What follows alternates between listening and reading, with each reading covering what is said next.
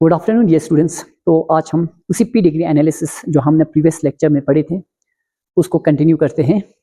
तो कल हमने पी डिग्री एनालिसिस के बारे में पढ़ा था, तो आज मैं कुछ ट्रिक्स या कुछ रूल्स के बारे में बताऊंगा जिससे आप बहुत सारे क्वेश्चंस जो सीबीएसई में पूछे जाते हैं या नीट में पूछे जाते हैं उन प्रॉब्लम्स को आप सॉल्व करने में मदद मिलेगी। ठीक है, तो देखो अक्सर आपको क्वेश्चन पूछे जाते हैं इस तरह की, आपको डायग्राम दिए हुए होते हैं, तो उन डायग्राम्स को देख के आपको पता करने होता है। आपसे क्वेश्चन पूछे जाते हैं ये क्या है, ऑटोसोमल डोमिनेंट डिजीज है, यानी ये क्वेश्चन क्या पूछे, क्वेश्चन पूछे जाते हैं कि कौन सा डोमिनेंट डिजीज है या ऑटोसोमल डोमिनेंट, ये पूरी ऑटोसोमल डोमिनेंट या ऑटोसोमल रिसेसिव या सेक्स लिंक्ड।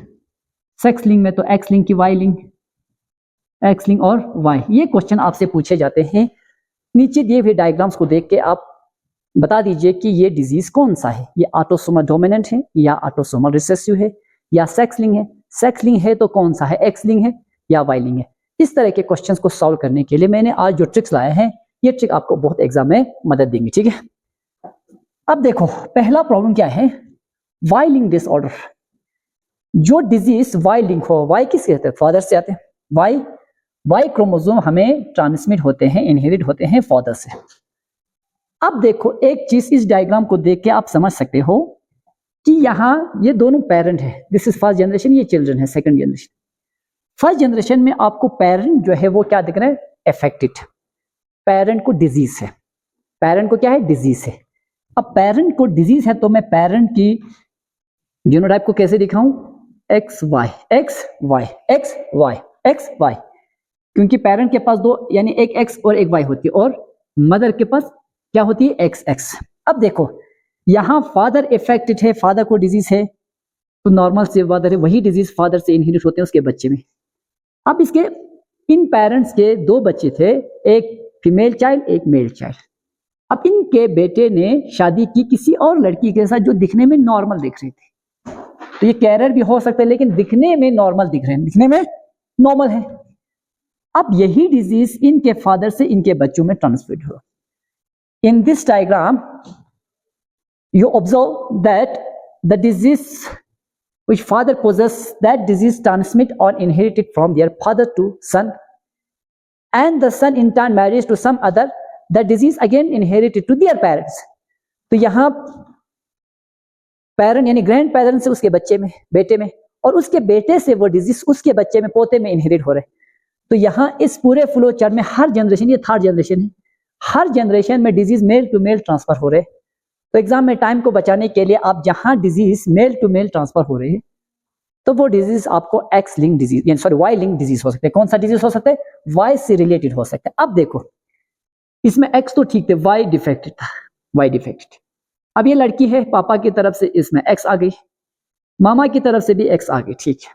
अब इनका बेटा है, मामा की तरफ से तो नॉर्मल एक्स आए थे लेकिन डिजीज नहीं होना चाहिए, पापा की तरफ से जो वाई आए वो डिजीज थे, वो डिफेक्टिव थे, वो म्यूटेटेड थे, इसलिए उनका बेटा हो गया, यानी इनका बेटा जो है वो डिजीज का शिकार हो गया।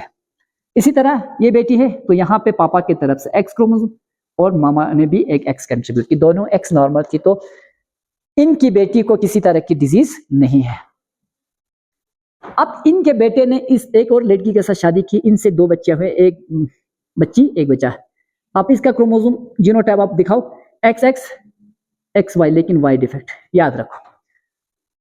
तो जहां पे आप जीनोटाइप बनाओ, बनाने के बाद आप आराम से पता कर सकते हो कि ये कौन सा डिजीज है। तो यहां आप देख सकते हो जब फादर इफेक्टेड है एक पर्टिकुलर डिजीज के लिए, उसके बाद अगर उनका बेटा इफेक्टेड हो रहे हैं, उसी डिजीज का शिकार हो रहे हैं, जब उनका बेटा किसी और के साथ शादी करते हैं, जब वही डिजीज उनके बेटे में ट्रांसफर हो रहे हैं, तो आप समझ सकते हो ये वाई लिंक डिजीज है। यानी सबसे पहले तो सेक्स लिंक डिसऑर्डर है, सेक्स लिंक डिसऑर्डर में ये वाई लिंक डिसऑर्डर है। पहला पॉइंट समझ में आ गया हो। अब सेकंड केस देख लीजिए, सेक्स लिंक रिसेसिव। अब यहाँ पे फीमेल इफेक्टेड है एक पर्टिकुलर डिजीज के लिए और मेल नॉर्मल है, ये दोनों पेरेंट है, ये फीमेल है ये मेल है। अब इधर देख सकते हो, लेकिन यहाँ एक चीज हो रही है, आप इस पूरी फिगर में अगर देख सकते हो, male child effect, male child effect, male child effect. इन दो कपल्स ने शादी की, इनके 4 बच्चे हुए, first, second, third, fourth, fifth.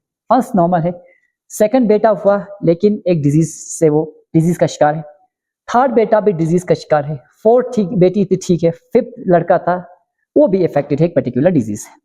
और जब इनके नॉर्मल बेटे ने शादी की एक डिफेक्टिव वीमेन के साथ, एक डिफेक्टिव यानी लेडी के साथ, तो उनसे पैदा हुए बच्चे यानी बॉय में भी फिर से वही डिजीज दिखने लगे। तो ये कौन सा डिजीज हो सकता है? अब इधर देखो, ये डिजीज हो सकते हैं, सेक्स लिंक तो है लेकिन सेक्स लिंक रिसेसिव है, सेक्स लिंक रिसेसिव। अब यहाँ में मेल चाइल्ड इफेक्ट है, तो मेल चाइल्ड में मामा की तरफ से तो एक्स आएंगे, पापा की तरफ से वाई। ये फीमेल है, फीमेल है तो इसके पास एक्स है, दोनों डिफेक्टिव है, दोनों एक्स डिफेक्टिव है, रिसेसिव है तो दोनों एक्स डिफेक्टिव है।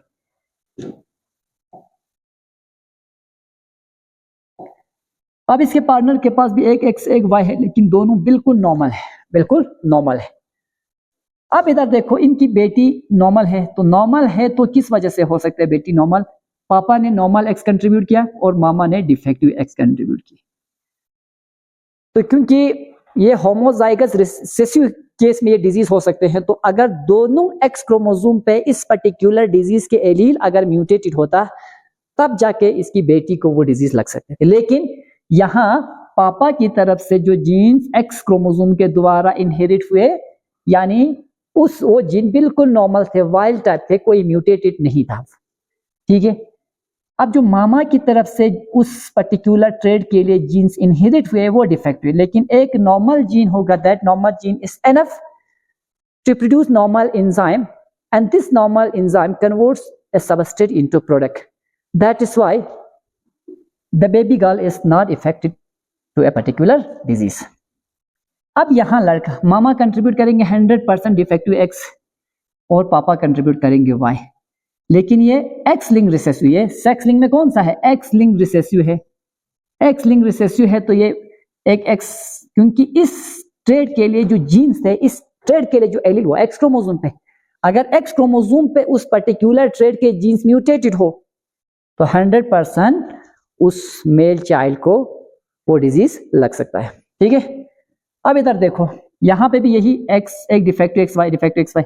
अब ये लड़का है, ठीक है, ये लड़का है,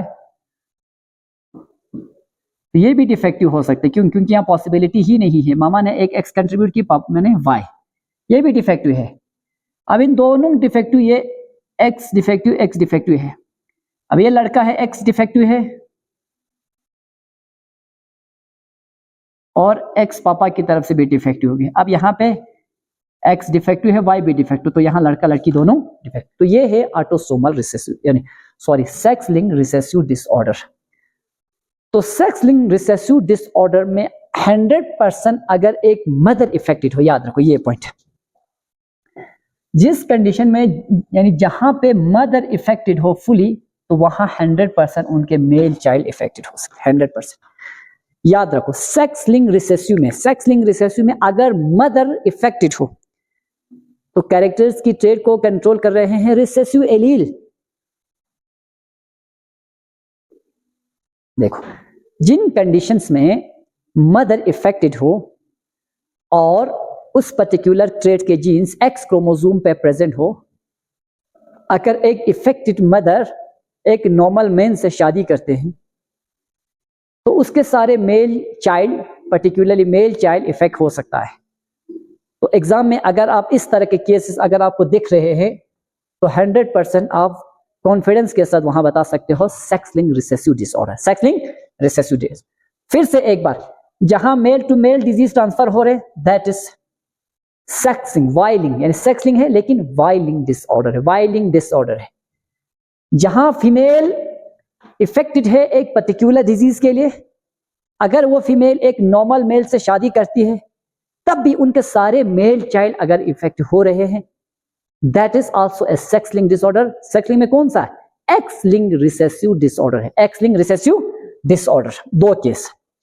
अब तीसरा कंडीशन देखो सी पर, तीसरा condition, if both parents affected, if both the parents affected, अगर दोनों पेरेंट्स इफेक्टेड हो, if both parents affected and their offsprings are normal, अगर दोनों पेरेंट्स इफेक्टेड हो, अगर दोनों पेरेंट्स इफेक्टेड हो, ये भी इफेक्टेड हो, इधर देखो, ये भी इफेक्टेड हो, ये भी इफेक्टेड हो, और उनके बच्चे आपको नॉर्मल मिलेंगे, उनके बच्चे अगर आपको नॉर्मल दिख रहे हैं, तो ये डिजीज कौन सा हो सकता है? ये डिजीज हो सकता है ऑटोसोमल डोमिनेंट, ऑटोसोमल डोमिनेंट।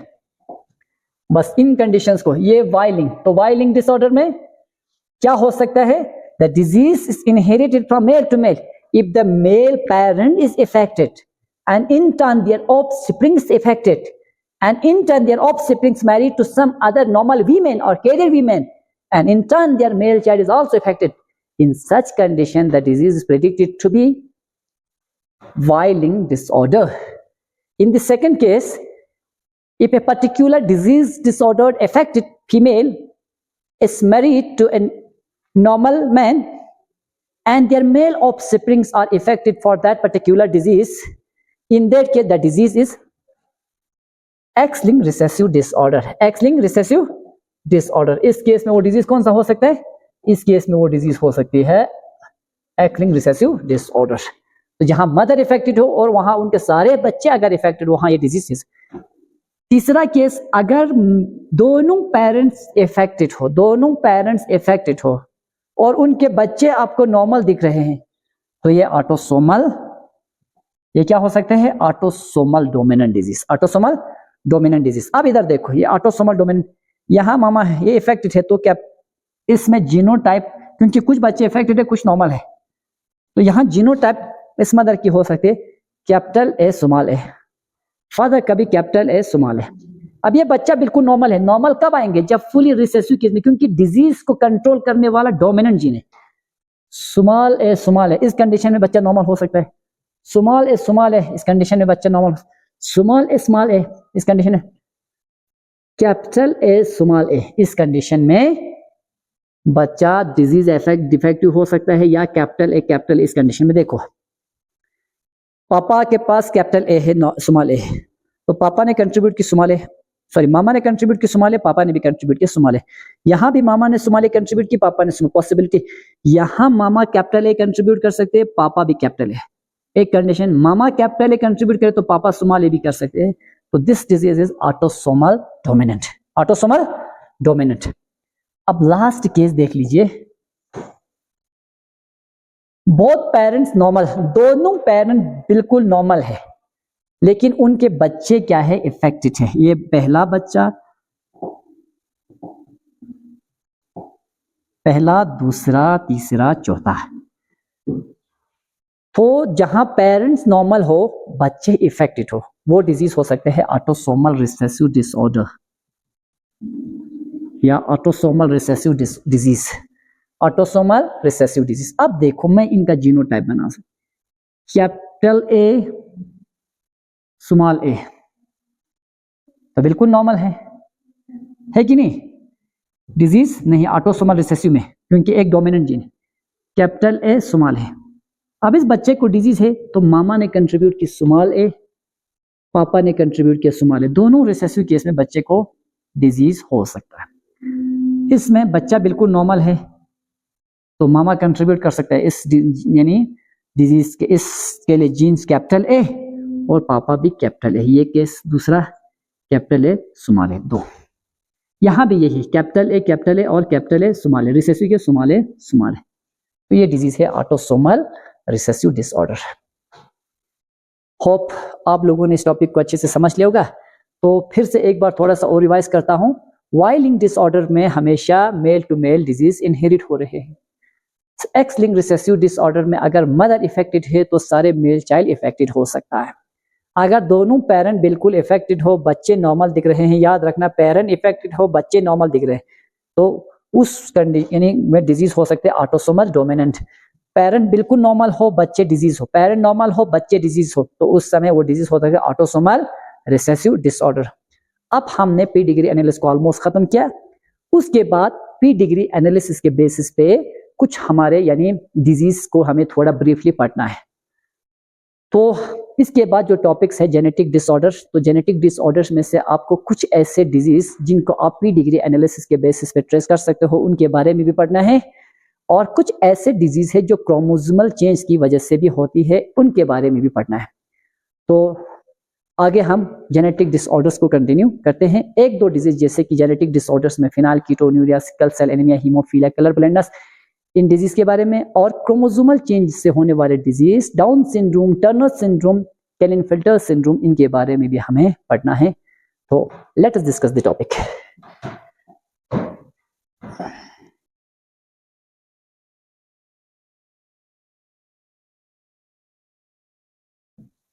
कल भी हमने थोड़ा सा इस टॉपिक के बारे में पढ़ा था, आज हम इनको डिटेल में पढ़ते हैं, ठीक है।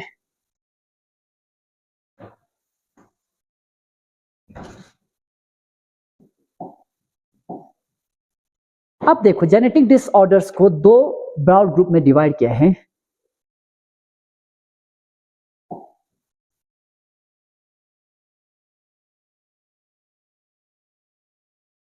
मेंडेलियन डिसऑर्डर्स, दूसरा है क्रोमोसोमल डिसऑर्डर्स।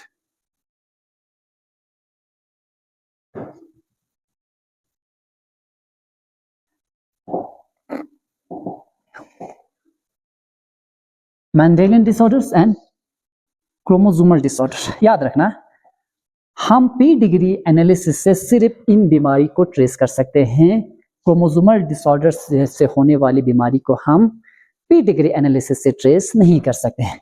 मेंडेलियन डिसऑर्डर से हम कौन सी बीमारी को ट्रेस कर सकते? देखो, Mendelian disorders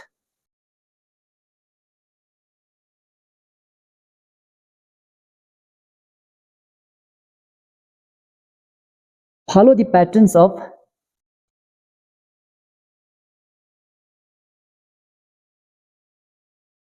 Mendel's principle of inheritance. Follows the pattern of Mendel's of inheritance. Not follow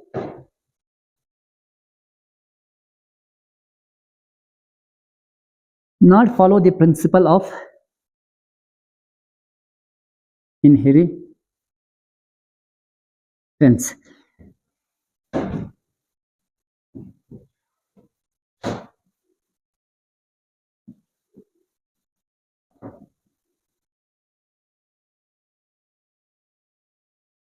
Occurs due to point mutation in one or two alleles of a gene. तो point mutation से होते हैं।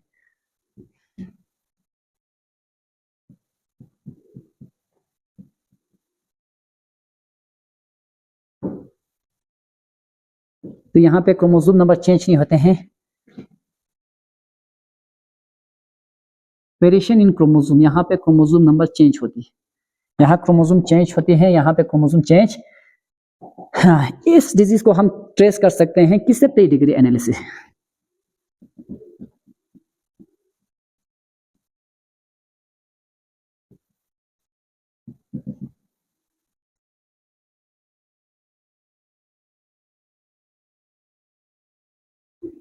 Disorders को trace किया जा सकता है pre degree analysis से।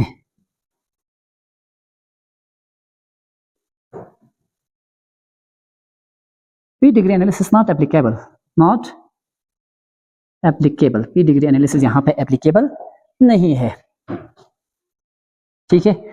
अब देखो, सारे डिजीज को दो ब्रॉड ग्रुप में डिवाइड किया। One is the Mendelian disorder and the other is the chromosomal disorder.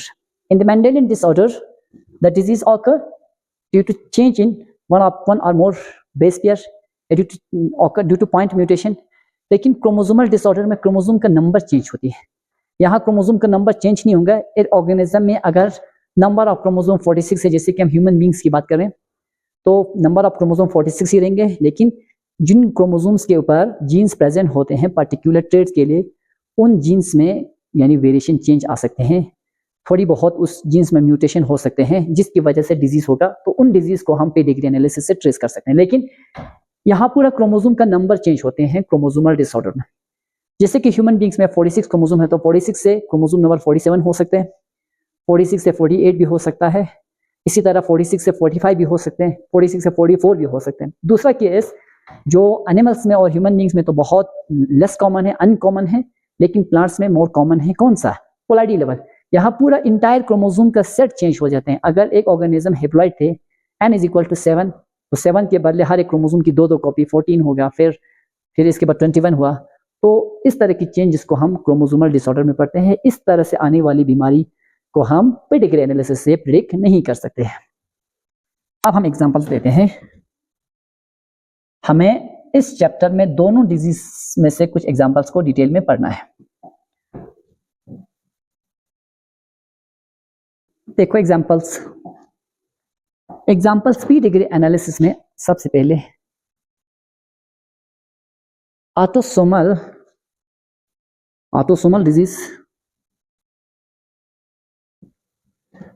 Disease में फिनाइल कीटोन्यूरिया ये पढ़ना है आपको ऑटोसोमल डिजीज में। दूसरा आपको पढ़ना है सिकल सेल एनीमिया। थर्ड आपने पढ़ने हैं थैलेसीमिया। ये 3 डिजीज आपको पढ़ना है। सिस्टिक फाइब्रोसिस वगैरह वो आपको नहीं पढ़ना है। इन 3 डिजीज के बारे में आपको इस चैप्टर में पढ़ना है। अब उसके बाद ऑटोसोमल डिजीज हुआ, उसके बाद सेक्स लिंक्ड।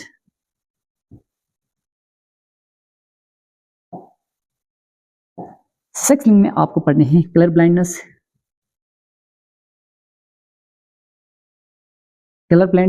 और दूसरा आपने पढ़ने हैं हीमोफीलिया। इन 2 डिजीज के बारे में आपको पढ़ना है मेंडेलियन, यानी अब हम 1 बाय 1 इनको पढ़ते हैं। अब देखो दूसरा केस देख लीजिए, क्रोमोसोमल डिसऑर्डर्स में क्रोमोसोमल डिसऑर्डर्स से होने वाले डिजीज को फर्दर 2 ग्रुप में ब्रॉडली डिवाइड किए हैं। One is the euploidy and the other is the euploidy and aneuploidy.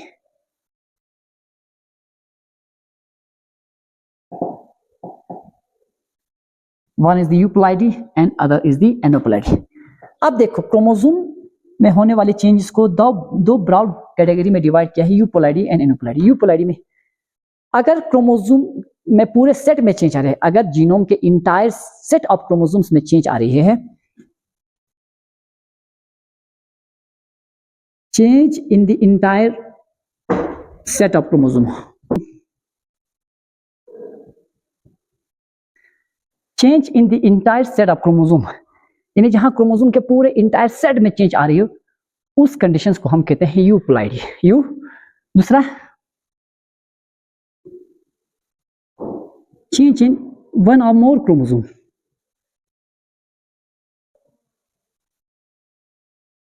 देखो यानी यहां सिर्फ एक या 2 क्रोमोसोम में चेंजेस आती है, जिसकी वजह से क्रोमोसोम का सेट तो चेंज नहीं होते हैं, लेकिन क्रोमोसोम का नंबर बढ़ सकते हैं। उसका एग्जैक्ट क्रोमोसोम नंबर अगर ह्यूमन बीइंग से 46 तो 47, 48 होते हैं, या 45, 44 हो सकता है। अब देखो यूप्लाइडी की कंडीशंस में क्या होते हैं। Organism for example haploid,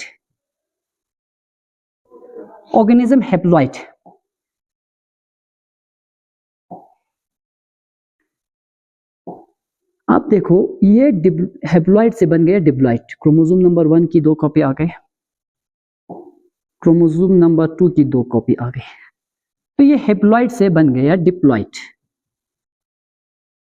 haploid से डिप्लॉइड बन गए, या ये डिप्लॉइड से ट्रिप्लॉइड भी बन सकते हैं।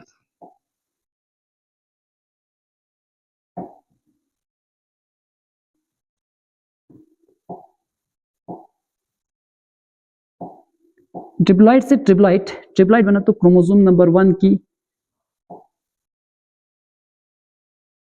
2 कॉपी तो थे, 3 कॉपी हो गए। अब क्रोमोसोम नंबर 2 की 2 कॉपी तो थे, 3 कॉपी हो गया, 2n 3n n। तो जहां ऑर्गेनिज्म का क्रोमोसोम का पूरा सेट चेंज हो रहा है, सिंगल हैप्लॉइड थे, हैप्लॉइड से डिप्लॉइड बन गए, डिप्लॉइड से बन गए ट्रिप्लॉइड, ट्रिप्लॉइड से बन गए टेट्राप्लॉइड, ट्रिप्लॉइड के बाद ये क्या बन सकते हैं, टेट्राप्लॉइड 4n। तो इस कंडीशंस को कहते हैं यूपोलाइडी, जहां इंटायर सेट चेंज हो रहा है। एनुपोलाइडी का कंडीशन देखो, चेंज इन वन और मोर क्रोमोसोम। यहां क्रोमोसोम का सेट तो चेंज नहीं होता, सेट वैसा ही रहता है, लेकिन उस सेट में से 1-2 क्रोमोसोम या डिलीट हो सकता है, 1-2 क्रोमोसोम या ऐड हो सकता है। वो किसकी वजह से एनुपोलाइडी होता है, ड्यू टू नॉन डिसजंक्शन और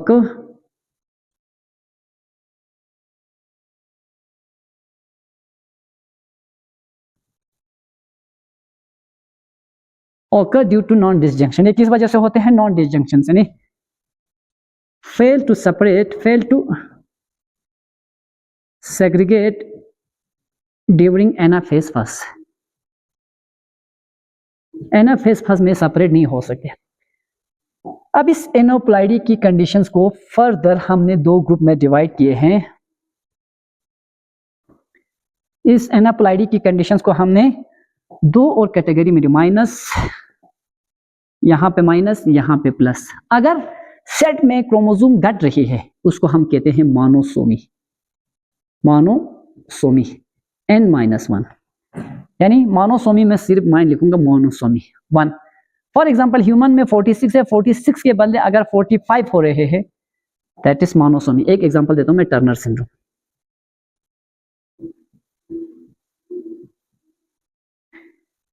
अब अगर सेट में बढ़ रहे हैं, 46 थे 47 हो गए, तो उसको हम कहते हैं ट्राइसोमी +1। जैसे कि डाउन सिंड्रोम, डाउन सिंड्रोम में क्या होते हैं? Trisomy 21, trisomy 21, trisomy 21। इन 21 का एक कॉपी बढ़ता है जिसकी वजह से 46। अब हमें इस एनोप्लाइडी कंडीशंस में मोनोसोमी टर्नर सिंड्रोम पढ़ना है, डाउन सिंड्रोम पढ़ने हैं और क्लेनफेल्टर और पढ़ना है,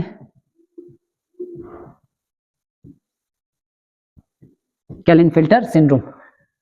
तो ये थे जेनेटिक डिसऑर्डर्स के बारे में। अब हम यानी डिटेल में पढ़ने वाले हैं सबसे पहले मेंडेलियन डिसऑर्डर्स को। मेंडेलियन डिसऑर्डर में आज हम पढ़ेंगे सेक्स लिंक इनहेरिटेंस को। सबसे पहले आज हम पढ़ेंगे सबसे पहले sex link inheritance. Sex link inheritance में हम ये दो पढ़ेंगे, कलर।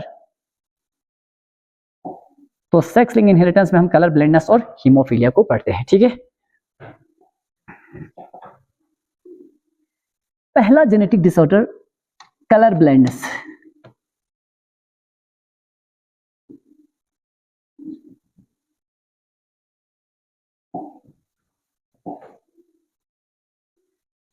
अब देखो, पहला हमारा डिजीज है कलर ब्लाइंडनेस। कलर ब्लाइंडनेस किस नेचर ऑफ डिजीज, डिजीज का नेचर कौन सा है? ऑटोसोमल रिसेसिव है, ऑटोसोमल डोमिनेंट है, सेक्स लिंक है, क्या है? तो ये है sex link recessive disorder. This is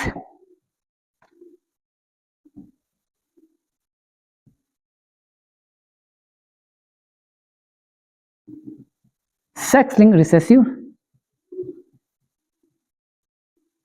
sex link recessive disorder. अब इस डिजीज के लिए जीन्स कहां पे अवेलेबल है?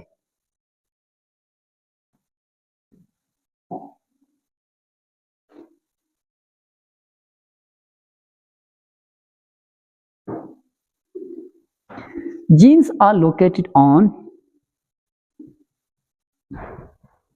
X chromosome.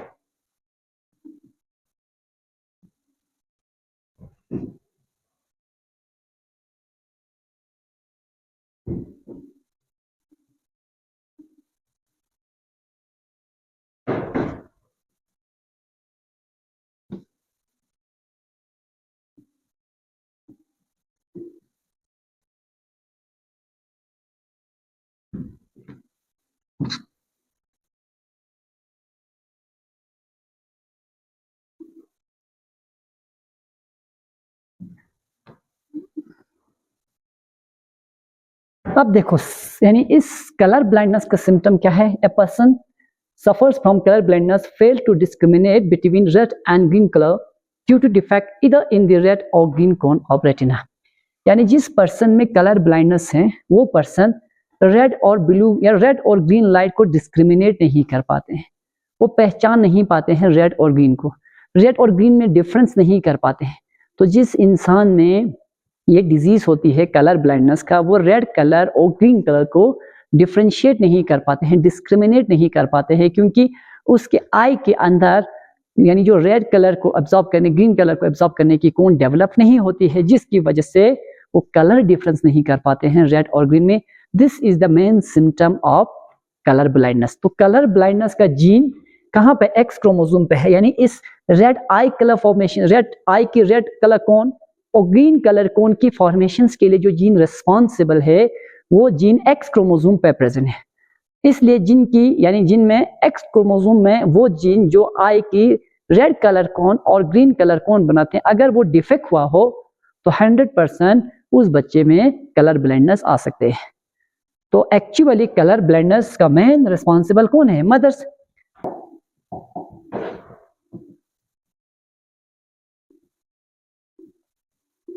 Affected gender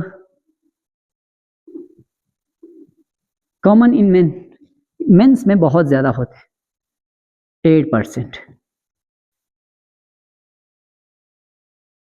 rare in women, female में बहुत कम 0.4%, 0.4। तो ये डिजीज बहुत कॉमन है किन में? मेल्स में, लेकिन फीमेल्स में लेस कॉमन है। क्यों मेल्स में कॉमन क्यों है? क्योंकि मेल्स के पास एक ही एक्स क्रोमोसोम है। अगर वो एक्स क्रोमोसोम पे वो जीन डिफेक्टेड होंगे तो मेल ज्यादातर इफेक्ट हो सकते हैं उस पर्टिकुलर डिजीज के, लेकिन फीमेल में ये डिजीज लेस कॉमन, रेयर क्यों होती है? क्योंकि इनके पास 2 एक्स क्रोमोसोम है और डिजीज एक्स लिंक रिसेसिव है, एक्स लिंक रिसेसिव है। तो रिसेसिव है तो फीमेल के पास 2 एक्स क्रोमोसोम है, दोनों एक्स क्रोमोसोम पे इस आई कलर फॉर्मेशंस के लिए जीन्स होती है। लेकिन अगर उसकी एक जीन की एक एलील जो रेड आइकॉन्स और ग्रीन आइकॉन बनाते हैं वो डिफेक्ट हुआ हो, लेकिन दूसरा जीन फंक्शनल हो, दूसरा एलील फंक्शनल हो, तो नॉर्मल रेड कॉन्स आई बना सकते हैं और ग्रीन आइकॉन की फॉर्मेशन कर सकते हैं, जिसकी वजह से वो बेबी गर्ल्स या वो वुमेन यानी ज्यादातर इस कलर ब्लाइंडनेस का शिकार नहीं होती है। अब देखो मैं एक एग्जांपल से यहां समझाता हूं।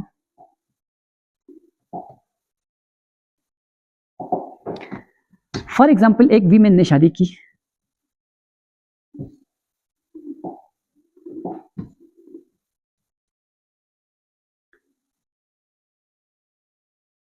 आप उसके अंदर एक एक्स क्रोमोसोम, दूसरा एक्स क्रोमोसोम, एक एक्स क्रोमोसोम कलर ब्लाइंडनेस के लिए डिफेक्टिव थे, कलर ब्लाइंडनेस लिख रहा हूं, लेकिन मैन बिल्कुल नॉर्मल है, एक्स वाई एक्स वाई। अब जब इन दोनों ने शादी की तो ये भी गैमीट फॉर्मेशन होगी, एक एक्स इधर जाएंगे, एक एक्स, 2 टाइप के गैमीट, एक एक्स में सी वाई, एक्स वाई। अब इधर देखो इन एक्स एक्स मेल होगा कि फीमेल होगी? फीमेल, तो ये फीमेल तो नॉर्मल होगी। एक्स वाई ये होगा मेल, ये भी नॉर्मल। एक्स सी और एक्स ये फीमेल है, लेकिन ये फीमेल कलर ब्लाइंडनेस के लिए कैरियर है। दूसरा एक्स सी और वाई ये मेल है, ये मेल 100% कलर ब्लाइंडनेस। देखो इस 4 में से 1 2 3 4 25%, 25%, 75%, 100% में से फिर भी अगर एक कैरियर फीमेल हो जो बिल्कुल नॉर्मल है, एक नॉर्मल मैन के साथ उसने शादी की, लेकिन फिर भी इनका 25% मेल चाइल्ड कलर ब्लाइंडनेस हो सकता है। फिर भी इनके बच्चों में प्रोबेबिलिटी 25%, अगर मेल चाइल्ड होगी 25% कलर ब्लाइंडनेस की चांसेस रहते हैं। Condition first. ये सेकंड, एक फीमेल, ठीक है, एक्स सी डिफेक्टिव है, फीमेल पूरी तरह से, यानी एक कैरियर है, ठीक है। उसने एक मेल के साथ शादी की, लेकिन मेल यानी कलर ब्लाइंडनेस है, मेल जो है कलर ब्लाइंडनेस है, एक्स वाई। अब देखो इनके बच्चे क्या होंगे? ये गैमीट फॉर्मेशन, इनमें भी गैमीट फॉर्मेशन होगी, तो एक गैमीट बनेगी नॉर्मल एक्स, दूसरा गैमीट बनेगी एक्स सी, ये भी एक एक्स सी, दूसरा गैमीट वाई। अब फर्टिलाइजेशन के द्वारा गैमीट का फ्यूजन हो गया, एक्स सी, ये फीमेल है, लेकिन ये फीमेल कैरियर है, ये फीमेल कैरियर। एक्स वाई ये एक मेल है, बिल्कुल नॉर्मल होंगे। एक्स सी ये फीमेल कलर ब्लाइंडनेस, ये एक्स सी वाई, ये क्या है? एक्स सी और वाई, ये है, हाँ एक्स सी वाई, ये मेल है, ये मेल भी कलर ब्लाइंडनेस। अगर इनको मैं पीडिग्री चार्ट से दिखाऊं तो कैसे दिखाऊं?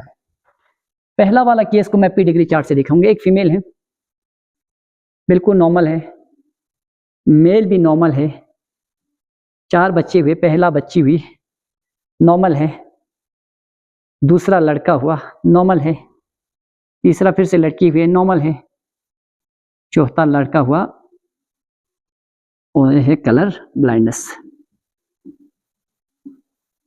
अब इनका जीनोटाइप फाइंड आउट करने के लिए कहूँ तो जीनोटाइप मैंने बताया X, X C, X Y, X X, X Y, X C और वाई, एक्स सी और नॉर्मल एक्स, एक्स सी और वाई। तो ये है कलर ब्लाइंडनेस। तो अब उसके बाद हम डिस्कस करते हैं हीमोफीलिया।